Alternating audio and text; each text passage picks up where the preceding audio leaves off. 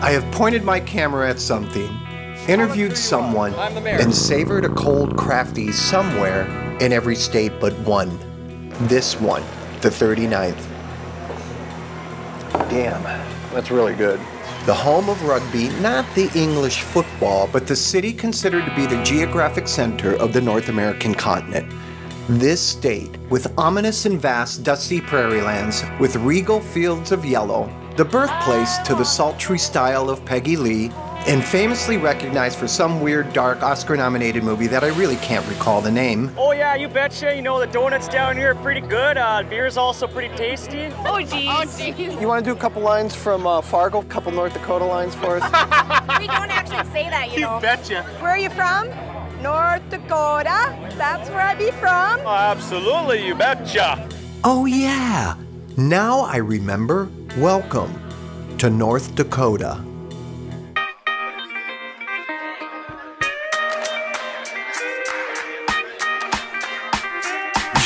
Rumor has it these are the best days of our lives. 2 decades alive, oh, how the time flies. I'm saying goodbye to all the bad days. When I was young, I used to wish all the time, because I'm looking at the sun and I'm about to set sail. Everybody, everybody, everybody, everybody now. I'm alright, I'm okay. What else do you want me to say? I'm alright, I'm okay. I'm alright, I'm okay. I'ma get my together one day. I'm alright, I'm okay. What else do you want me to say? I'm alright, I'm okay. I'ma get my together one day.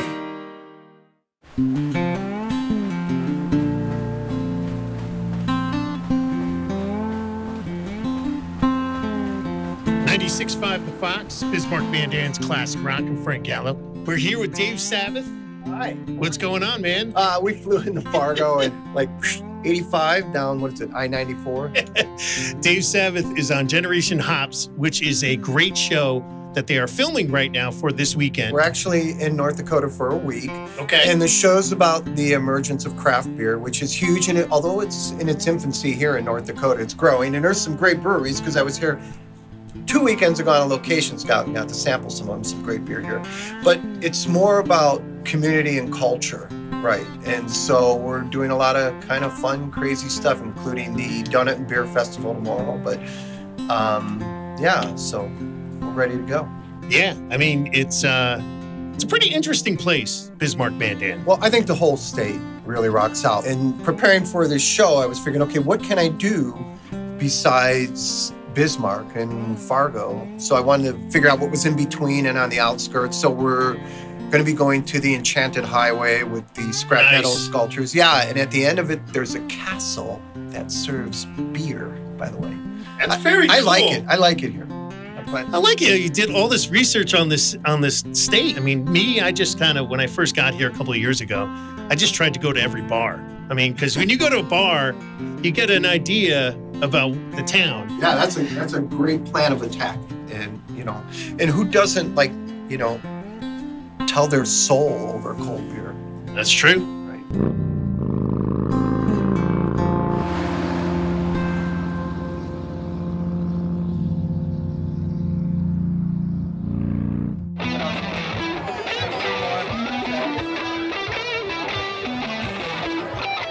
Right. Beer. Yes. Ben Franklin said, beer is proof that God loves us and wants us to be happy. I can agree with that. Queen Victoria had a different view when she added, give my people plenty of beer, good beer, and you will have no revolution among them. Wise words of peace, in my opinion. I wonder, though, what Ben and Vicky would think of this, the Bismarck Donut and Beer Festival. I know one thing. Homer Simpson approves. Donuts and beer. It's all about donuts and beer. Sure, you know, the donuts down here are pretty good. Beer's also pretty tasty. Try some of that Leinenkugels over on that stand there, and there's a lot of good things around here. Oh yeah, you know it. You betcha. See, look, the Beer and Donut Festival, you get a cup. I think that's outrageous. That's nice. Cool. See the baby cup in there? There's a little baby cup. And this is Erin Green. Yes, Erin Green. And you are the event coordinator of... Yes, the event coordinator for the event. Where did you guys come up with this idea? So actually, it was an idea that started with one of our partner teams, baseball teams. North Dakota's never seen an event where you put donuts and craft beer all in the same place and let the communities come on out and cast their vote at who they think is the best. Cool. No, I'm really impressed with the crowd. It's a good crowd and the beer is fantastic. Oh, good, good. To try some of the stuff? Oh, yeah.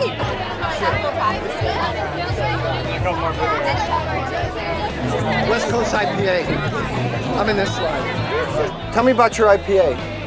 So, Look at this glass. this one we really wanted to kind of do like an old school, crystal clear, a little more bitter, old school West Coast IPA. So this one we use a few of the newer hops. So we got Amarillo in there, El Dorado, and then some Mosaic. So it's just kind of like, some people refer to it as cheater hops, but we love that 3-hop combo. Yeah, that is fantastic. So what do we have here? So we have a Scottish or Northern Route. It's a very easy drinking Scottish. I think one of the easiest drinking Scottishes we have. If you want to try it and tell me what you think of it. Very friendly. What did you say? It's very what? Very friendly to drink. It is real friendly. Yes, very friendly to drink. It's a friendly beer. Friendly. I think you would like that. That's really good. Thank you. Yes. And your fat fish from Dickinson. From where? Dickinson, North Dakota. Edwinton. I like the way you say it. Say that again. Edwinton? Okay, so I was talking to the owner of Edwinton, right, today, and he said he's impressed because he's surprised. He says a lot of young women drink beer now. Oh yeah, you betcha. I want to taste the beer. What do you have for me? We have Iconic Blonde. It's going to be our lighter beer, or we have our Oktoberfest German style malty beer. Let's go. Let me try a malty. That sounds good. I haven't had a malty all day. So, how do you say your brewery again? Rhombus Guys Brewing Company. How do you like this event? What do you think of it? It's super cool. It's fun. I love Beer Fest. It's fun for people to try different kinds of beer, and I love that they paired it with donuts. What a better combo. Yeah, I know, right? They're green. They're pickled donuts. Can you tell me anything about these donuts? All right, this is our Heath donut, so it's chocolate with Heath on top. This is our triple chocolate, so it's filled with chocolate on top, and then chocolate chips. And then this is our pickle donut, so it has pickle powder in the frosting. Wow. And it tastes like pickles? Yes. Can I have one? Sure, yeah. I just want to taste one. Oh my gosh, it tastes like pickles. That's really good. So, where are we? Bismarck, North Dakota. Tell us who you are. I'm the mayor, Steve Bakken. Yup, that's Steve Bakken, and yup, he is the mayor. Turns out he's a big fan of donuts and beer too. He's also a big fan of showing off Bismarck. What's this kind of thing do for your community? What's an event like this? Well, over the last several years, we've had a real insurgence of craft breweries that have really started up. When you go back and take a look at the state of North Dakota and all the different grains that are provided for Anheuser-Busch and other beer makers, it only made sense that our craft industry just takes off in North Dakota. We're getting there, and we really are getting there, and it's a really good boom for the economy. Since we've been here, everyone is so incredibly friendly. I mean, is it that way all the time? Yeah, absolutely. That's just what we do and who we are. Yeah. You know, the more people that come and visit the state, come visit the city of Bismarck, the better. North Dakota's a real jewel that a lot of people don't know about, but come visit. I'm not going to keep you. Go get some donuts and get some beer. And Mayor, thank you so much. What a pleasure it was to meet you. Thank you. Welcome, and anytime you want to come back, feel free. We will, absolutely.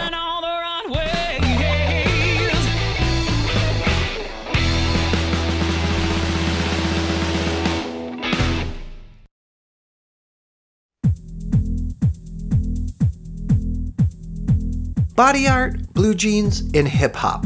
Trends that they say wouldn't last. Well, you could include craft beer to that list, which is maybe the strangest, happiest economic story in America. Go to any city and you'll see that breweries are popping up like mushrooms. And that includes Bismarck. There's Laughing Sun, Bird Dog, Edwinton, Bismarck, and Stonehome, which recently celebrated its first anniversary.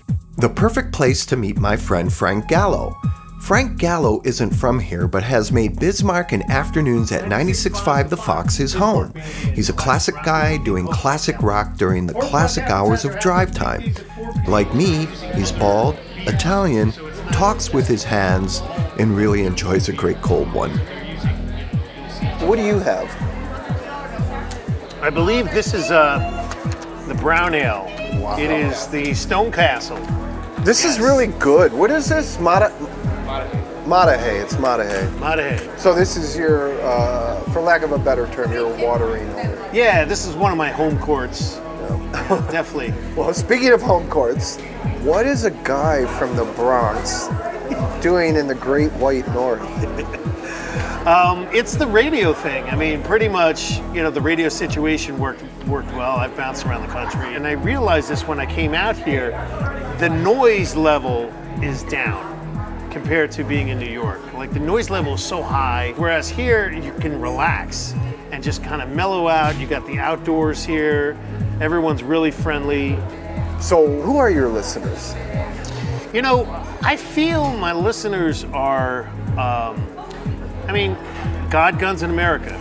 These are working class, Midwest people that like their firearms because they like to hunt, and they're very patriotic. Here, they're pretty real once they get to know you. You pretty much, where you stand. The economy here. The economy was booming a couple of years ago because of the oil. Right. Then it went down for a while. Now it's coming back. But I think there are other people coming here to do more stuff. I think this place is growing. A lot of the internet companies are leaving California and Seattle because it's just crowded, very expensive, crazy. This would be a place they would move because there's room. Yes, I could totally see it. Okay, I could totally see it too, but how do you feel about that? Or maybe not so much you. How would your listeners feel about that? I think they would, that's a good question. But you know what? There are a lot of listeners that listen to me on the tractor. They're out in agriculture. Seriously, that's fantastic. I do. God, I love that. I know milking the cows, and and they're on their flip phones.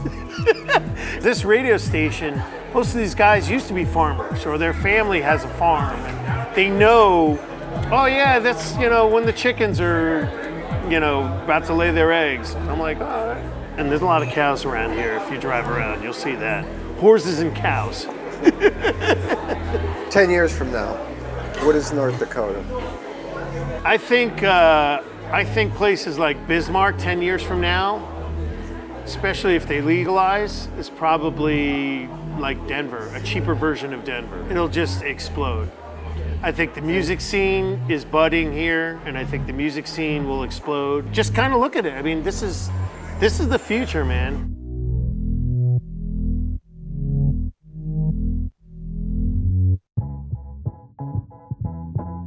I cannot speak for the future, but I do like what I'm seeing and hearing now. Breweries like Laughing Sun are out in front, supporting the local community, especially live music.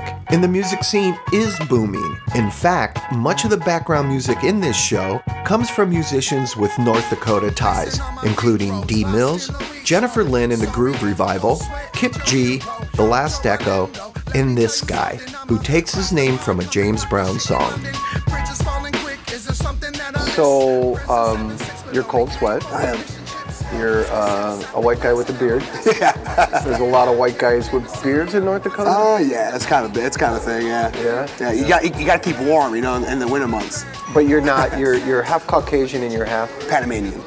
Do you consider yourself a minority? Do you consider yourself here? Kind of. I don't have it bad compared to other people have it bad. You know what I mean?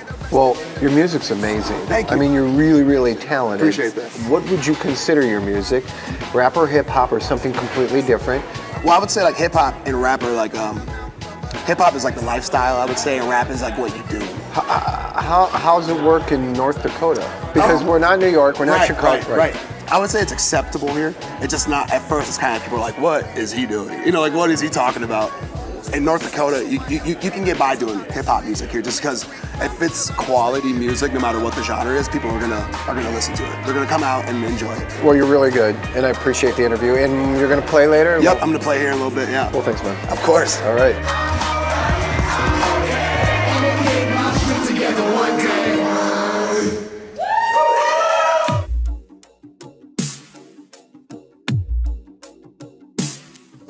While at Laughing Sun, I had the pleasure to interview brewmaster Mike Freilich to discuss the killer bees, beer, business, and Bismarck.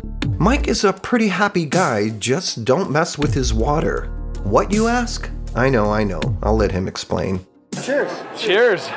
So you are Mike Freilich, F-R-O-H-L-I-C-H. Means happy in German. And so, happy in German, are you happy about what's going on with your business, Laughing Sun? Tell me a little bit about this place. Yeah, well, we just we opened up our new place here on October 30th. We were in a little downtown location. We just needed to grow. And for the record, their beer and their barbecue, amazing. Right on. I love to hear that. Yeah, it's totally awesome. I'm an IPA guy. Right on. This is your Feast of Sultan. Feast like a Sultan, yeah. Feast like a Sultan, thank you. Yeah. And it's wonderful. I appreciate that. So, tell me about it. The name comes from a Tool song. I'm a huge Tool fan. When we started this business back in 2012, we had to wait a couple years to get on these contracts with some of these hops, as they were a little hard to get, so we were buying them at homebrew prices and things like that. So to me, that's kind of your access. The old Sultans of old would have been on the caravan route. In our brewery, IPAs are probably the most popular growing brand of, especially with the New England hazy styles. Those are the most popular growing brand you'll see in the store. That bar rotator nation, they're looking for the next best thing that's out there. But so that's what's going on in the craft beer business. What's new? Yeah, I mean, when we started, there were 2,500 breweries in 2012. Now there's over 8,000. I mean, the last few years, there's just been more and more opening. I know there's a few more coming to Bismarck here in the next year. Is it growing too fast here? It's not so much anymore. It did with the boom a little bit when we had the oil boom a number of years ago. It's kind of was like the Wild West. Now, like the gold rush. Absolutely. You know, something very similar. Okay, so, but when you know the history of Bismarck, when they had the whole Gold Rush man camp, it was like kind of considered a wicked city. Oh yeah. You know? Yeah, no, there was some definitely spicy characters around. And then the flood happened, and then it kind of cleaned everything out. So you don't need another flood. No, we don't. I mean, the river's been high the last few years, and I think that's a sign of some more of this climate change stuff that happened. It's going to be a little more unpredictable. Don't mess with my water. We have if I can't make beer, you know, if the water's ruined, we can't make beer. So that's one of the things that I look at is like, we got to take care of that stuff a little bit. So. Well, I've been in Bismarck a total of maybe 6 days. And I've been here 3 times. Well, hopefully we're doing something, right? Yeah. You got a great brewery. You're a great host. Thank you very much. Oh, my pleasure. My pleasure. You know, good luck. I appreciate it. Thanks, man. Thank appreciate you. it.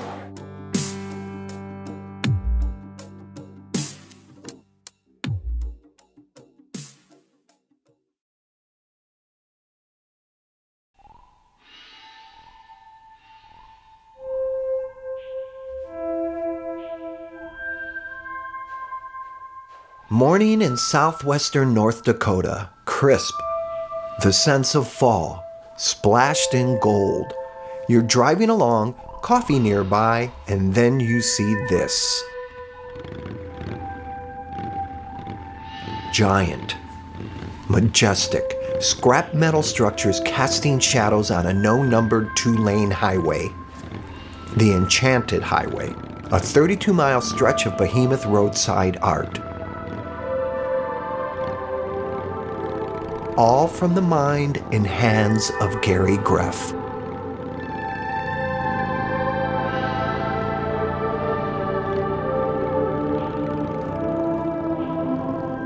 And at the end, the Enchanted Castle. Of course. Nice cold beer. Yes, definitely cold. Definitely cold. Yep, that's good. Thank you so much. My first question to you is, why? Why? Why I did Basically, if somebody doesn't do something in these small towns, they're going to be dead. What made America was the small town. So I thought, how can I help keep this small town alive? Eventually, I came up with the Enchanted Highway. Of course, everybody wants a big factory. Well, the big factory isn't going to come into a town of 100 people. And a local farmer out of town made a small man holding a bale up out of metal. And then it clicked in my mind. But I thought, nobody's going to drive 30 miles for normal sculptures, but they might drive for the world's largest. It is the world's largest, isn't it? Yes, it is. Is this a Field of Dreams kind of thing? You're right. I saw that movie, and I thought the same thing. I thought, okay, build it and they will come. So you're still doing it? Oh yeah, I'm not quitting. I will not see the end of my dream.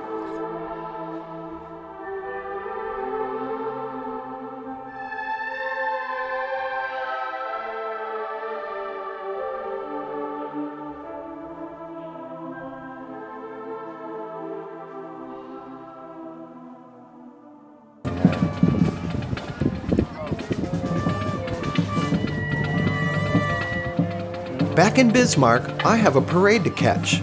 A parade, you mock? Yes, everyone loves a parade, especially the annual Bismarck Autumn Fest parade.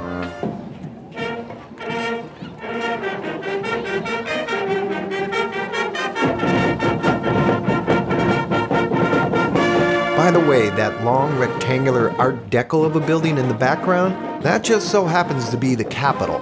So what do we have here? There's a guy on a drilling rig that looks like it's ready to blow. There's a girl playing tug of war with her goat. Oh look, there's the Laughing Sun beer kegger float. All kidding aside, this city is really solid and the residents are out in full force supporting one another. I think they call that community. And yes, I too love a parade.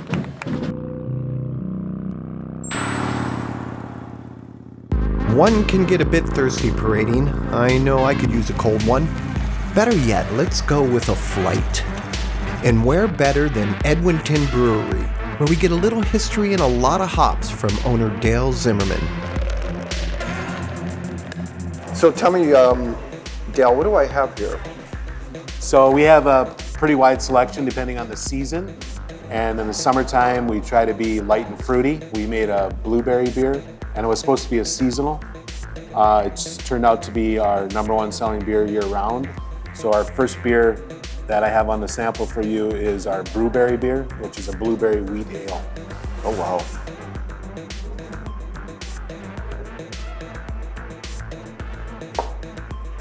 Wow. That is, I mean, you could really taste the blueberry. That is really, really good. We thought it was going to be a one and done, but we have a vessel that makes that year-round. So yeah. 6 or 7 years ago, North Dakota had 0 breweries, even though we have the highest per capita consumption of beer. And there was a family in Bismarck that had gotten together and started Edwinton Brewing. At the same time, I was buying this building. What was it? This building's incredible. What was this? This building was built in 1901. It's the original train depot for the western part of the state. I mean, like, it's one of when you walked in here, you went like brewery or like, yeah, right? You were like a museum. This is perfect. Yeah, it is. It's like a museum. So we have the highest per capita consumption of beer in the country. And we also grow more ingredients for beer than any other state. So hops, barley, but we just never had a brewery. It was weird. #2 beer, so it went from Edwinton to Bismarck, and the reason that it was called Bismarck is the founding fathers of Bismarck were mostly from Germany, and at the time the Chancellor of Germany was Otto von Bismarck. So to pay respect to him, they called the city Bismarck. So we have a Kolsch beer, and we name it the Iron Chancellor, which was Otto von Bismarck's nickname. You know, the great thing about craft beer and the breweries is how people name their beers. Because they're all, it's personal, right? It's all very, like, this is like so personal. Yeah. All right, let me taste this bad boy. So I've been to Germany a few times, and the Kolsch beers in Cologne are just very light and crisp, and they have a little bit of a bitter aftertaste, but they're usually served in small glasses, and it's a great summer beer that... I got to tell you, you make great beer here. Thank you. No, I mean, that is a really good beer. And I'm an IPA guy, but that is fantastic. It's got a little bit of bitter, so IPA drinkers will drink it. Okay, number 3. Craft beer is always, you know, they kind of ventured to be as different as you can from the Coors Lights and the Bud Lights of the world, and they went to IPAs, which are, you know, most extreme for bitterness. Yeah. And I traveled to the East Coast and to the West Coast, and the East Coast of the United States, their IPAs are not as bitter as the West Coast, not even close. So I wanted to have an East Coast influenced IPA, and we call it Training Wheels. And the reason we call it Training Wheels is because this is like your first venture out of the Coors Light, Bud Light world into something more craft. Man, I love that. And well, let me ask you this too. I'm going to try it real quick. Then I have a really good question for you. Yeah. I mean, I'm just, again, awesome sauce. I mean, all your stuff is great. I haven't had a regular, I don't even know what you call them, but I haven't had like a Coors or a Miller, whatever. I don't know when. I mean, when I had my first craft beer, I want to say about 10 years ago, I was like, okay, I'm never drinking anything. And I started with Training Wheels, and now I'm like double hop IPA. Yeah. Okay, number 4. Okay, so when we did the IPAs, we wanted to have the Training Wheels, which is entry level, and then we had our big IPA, which we called Hysterical Society. It's a double imperial IPA, while we needed something in between. Right. And of course, the Missouri River being here, the railroad bridge, it seemed like a really good idea to call it the Bridge. So this one is our #1 selling IPA by far, and it's darker. It's more influenced by a West Coast IPA, so it's a much hoppier, but it's very well balanced, and it's my favorite beer that we make. No, it's my hero. Yeah, like, I love that one. Okay, so that is like an amazing IPA. Thank you. No, it's great. I'm going to keep this one for me. So, last one. So the last one is our big IPA. Everybody that, you know, for whatever reason, I don't know how this happened, but everybody that goes to a craft brewer, always, they're judged on their IPAs. They can make a bunch of other beers, but it's always, the beer snobs is what I call them, are the ones that are super picky when it comes to the IPAs. And it has to be the bigger, the better, the more bitter, I mean, you can't make it bitter enough. So this is our version of a double IPA. It's an imperial. It's really high on the bitterness scale. The IBUs are 100. We think it's a very well-balanced imperial, but it is a big boy. I mean, it's... And the name of it is? Hysterical Society. Okay. Wow. It's a bit big. It's good. It's good. It goes great with spicy food. This was a wonderful sample. I'm so impressed. I do have one more question for you, and it kind of relates to Edmonton. Okay. So we were here about, I want to say about 10 days ago on a location scout, and I was sitting next to a young woman, and she was even west of here. And I said, so what's the difference between Bismarck and Fargo? And she said, well, I don't talk about Fargo because that's in Minnesota. What? Yeah, right.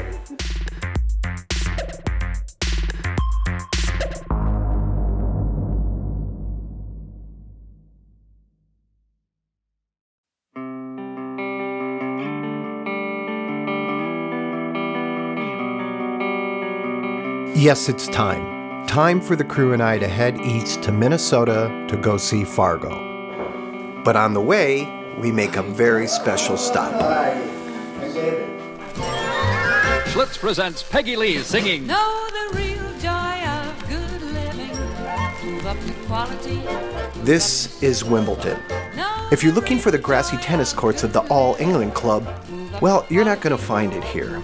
But you will find the Midland Continental Depot Transportation Museum featuring Norma Dolores Egstrom. This is the Norma Egstrom Museum, right? And she is?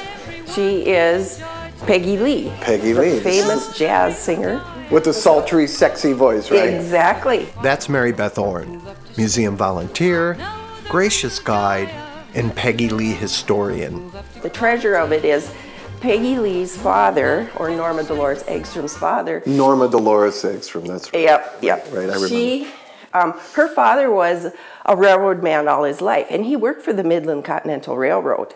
And so that's why, and this is so special, because he was the depot agent here from 1934 to 1937. So this is the very depot that she lived and worked in. It's the only Peggy Lee exhibit in the world. So we have to take you upstairs to go.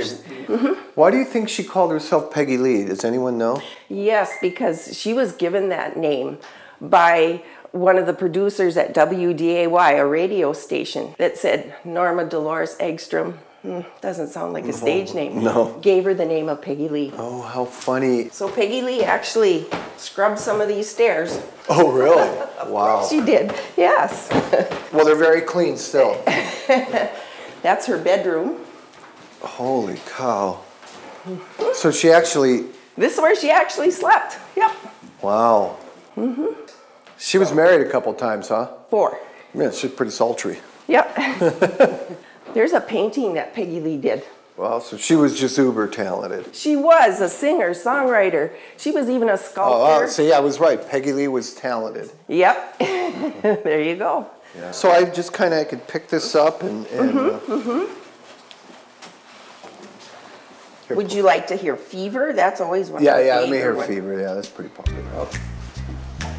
These are some of the seats from the original movie theater in Wimbledon, the Rocks. I love this list. This is like kind of listening on a phone. Yeah. A lot of people say that because of her, hard childhood with a stepmother that maybe wasn't as kind and she was raised during the 30s. That's another thing too, So a lot of her sultry, her kind of bluesy jazz was probably her bringing up in North Dakota. Really? You think so? I think so. Would you like to hear Manana, one of her first Capitol records, on our Victrola? But first I have to crank it up, get it up to speed here. Oh, wow.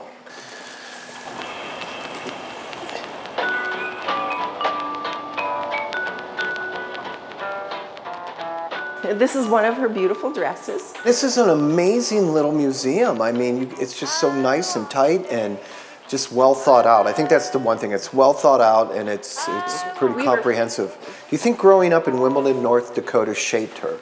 It definitely did. It definitely did. Do you think she liked beer?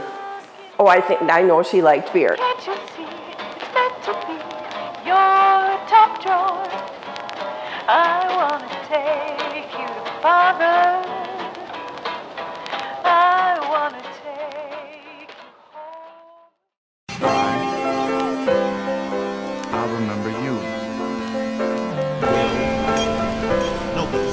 Remember this. And it feels like yesterday. And then there's Fargo. And what comes to mind? Snow-swept tundras, exaggerated accents, a wood chipper from a dark comedy. Here's the thing. Fargo is anything but a joke. The city is happening, growing, and filled with artists and innovators. To learn more about Fargo today, I took a moment to visit with Hidden History of Fargo author Danielle Teigen. Danielle, Centralia? What is Centralia? Centralia is the name that Fargo was actually first known as before it was officially named Fargo. I don't think the movie would have had quite the same Right. ring as Centralia. Right. Fargo is, Fargo's a little bit easier, rolls off the tongue a little bit better, yes. Yeah. Do most Fargoans Yeah. have a sense of their history? They do, especially their own family history, because everyone who came to Fargo, they're descended from immigrants. They're descended from people who decided they wanted to change their life for the better and literally built a city out of nothing. The early days, they were the pioneers. Who's coming to Fargo today? Who's coming to Fargo today? It's a lot of entrepreneurs are coming here. We're getting quite a reputation for being a great entrepreneurial ecosystem. We're getting a really cool young vibe around here too, and I think that's showing in a lot of the different businesses, breweries that are popping up everywhere, and how these breweries are also then kind of advocating for these different organizations, these causes that they think are important to them too, and there's just sort of embracing all of these new ideas and the new people who are coming here. We are starting to be looked at as, hey, that's an example we can aspire to, because we want it to be a very welcoming, lovely environment for people to feel comfortable in.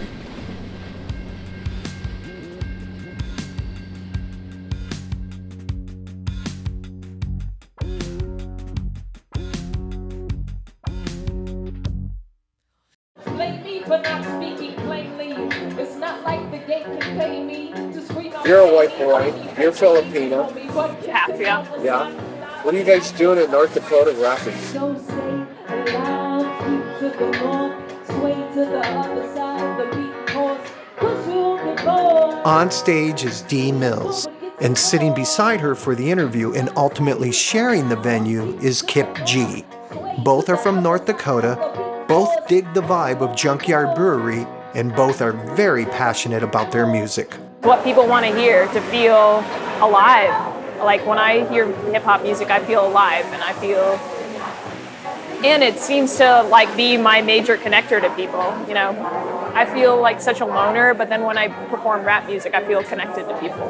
Right, but I think the thing that's important here is that we're in North Dakota. Like the rest of the world doesn't see North Dakota as a hip hop place, especially coming from someone who's lily white. I think it's very important to acknowledge that hip hop is a black art form. I feel like and just like rock and roll before it. Yeah, what Kip is so great is that he's so authentic to himself. It's like, it's not an act, it's like, it's him. Kip's one of the major reasons why hip hop has a culture in Really? Yes. And in my idea of playing my part, it was to advocate for all different walks of life to come to lily white North Dakota, as you put it, and bring some culture and enrich our city. And we've both done that. We've both been really passionate about throwing events and creating community that's very inclusive. We bring out lots of people to our shows. People love it. People love the energy. We all like to be original. We like speak our own words and we speak our own truths through that music, and that's what sparks this interest from the North Dakotans.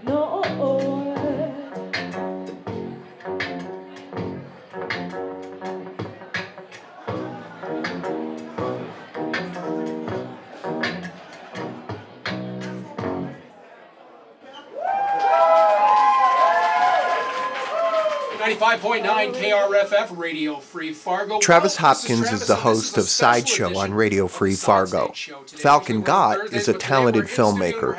Both are Native American, and both, as Dee Mills would say, speak their own word and speak their own truth. How you doing? I'm doing great. Thanks for having me. Yeah, absolutely. Thanks for coming to North Dakota. I love the studio. It's great. Yeah, and I love North Dakota. So far, so good. I think the question Falcon and I have going into this project is obviously, as natives, we have the cloud over our head, and we've had it for many, many years, alcoholism. But I think what's also important to Falcon and I is proving that we can get back past that stigma. Well, I'm glad you said that. Yeah. Because it is a beer show, Generation Hops, but generation is people. But what's more important to me in this show is culture. Yeah. And I just didn't think I could go to a state like North Dakota and not include Native Americans. I just thought if I can't get any kind of Native American aspect on this show, it's not full. I went to school for film production, and through that, I started focusing on Native issues and using my skills to help bring these to the screen, indigenizing the screen. I find myself finding my way back to the culture, to keep this culture alive. I felt like where I really started seeing diversity in the mainstream was the Obama era, because now we're seeing people like Ruth Buffalo who have made it into office here in North Dakota, and she's doing amazing things. Right, and before we get to her, because I think she's extraordinary, and I think she's very important. I'm totally with you. I think during the Obama administration, I think diversity made great strides. Right. And I think with the current administration, I think it has taken a few steps back. Again, that's just my opinion. Right. But what do you think of someone like Elizabeth Warren, a very, very smart person? Mm-hmm. If she's elected, she's already laying down a package for Native American social and economic parity. Now, does that present hope to Native Americans across the United States? If that's the case, I'll be very interested in how it develops over time. But being a Native American and seeing how Native culture and all that stuff progresses and political stuff, things get taken away down the line. Personally, I like her a lot. Absolutely. And I think what she says is true. But based on what you guys just said, as things you've heard it before, things get watered down. It's the kind of thing that I don't think Washington comes to you for change. Right. I think you go to Washington for change. For sure. And again, now we could talk about Absolutely. Buffalo. I Right. think that's a perfect example. You know, and Ruth Buffalo is a great example, and she has been making changes. Significant change. Significant, absolutely. And I don't think any of us said it. Maybe you did earlier. She's a state representative here in North Dakota. Absolutely. First Native woman, absolutely. She actually came to me, which was, I was like, oh, you know, that's pretty cool.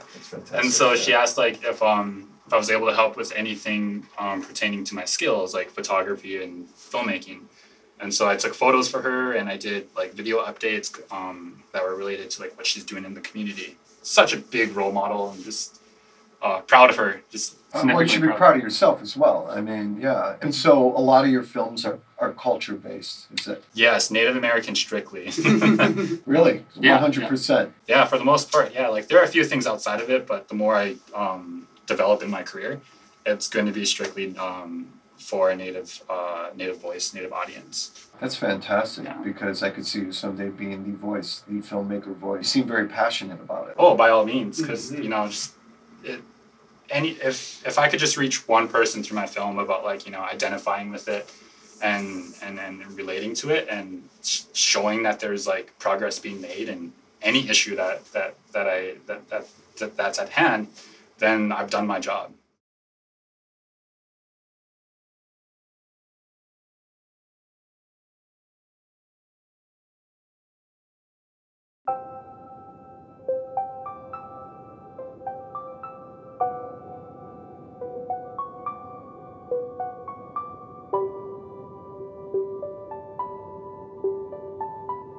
Oh, how I love the smell of sunflowers in the morning. My apologies to Kansas, but North Dakota should be known as the Sunflower State. I discovered that sunflowers symbolize adoration, loyalty, and longevity. See, every day in North Dakota, you learn something new.